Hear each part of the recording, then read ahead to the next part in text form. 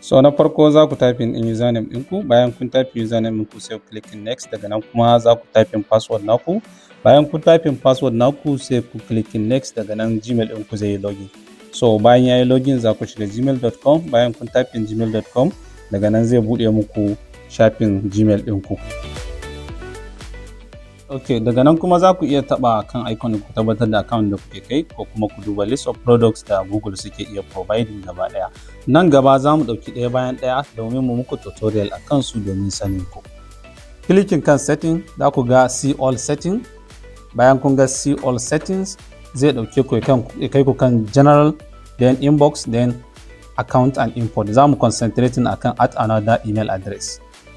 To daga nan gashi ya nuna muku cewa inda za ku sa username da sunan kan email ɗin da kuke so, sai kuma biye da email ɗin da za ku linkin ɗin shi.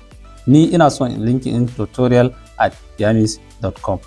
Email ne wanda nake da shi daga kamfani, wanda kuma in kuna da shi za ku yi linkin, ko kuma wani email ɗinku daga wani wuri daban. So zan sa SMTP ga SMTP ga username ɗin ga kuma password. Zan clicking add account. Bayan na clicking add account ya rubuta congratulations, you successfully located your order server and verified.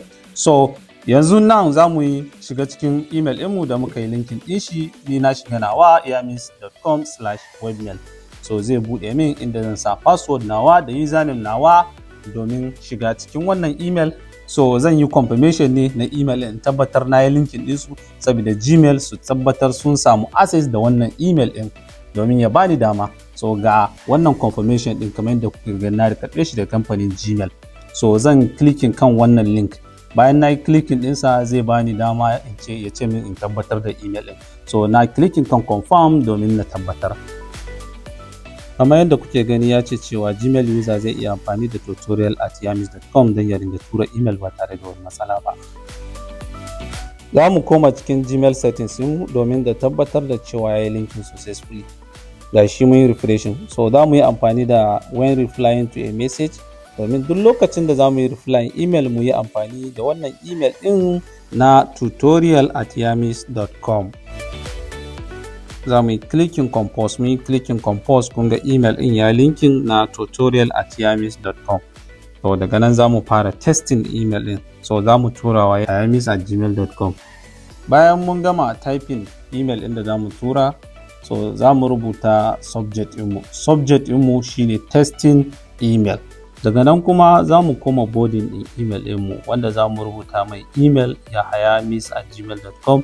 mu ce mishi in ya ga wannan email ɗin sai ya mana reply. Kamar yadda muka rubuta da turanci muka ce did you receive my email, if yes please reply. Wannan shine cikin body. A inda daga karshe kuma na ce na gode, sako daga Yahaya, sai na danna sent, ya ce message sent. So mun gode. Wannan shine karshen wannan tutorial na part 1. Za ku iya bibiyar mu a shafinmu na YouTube Yamis NG, sai ku danna subscribe. Mun gode.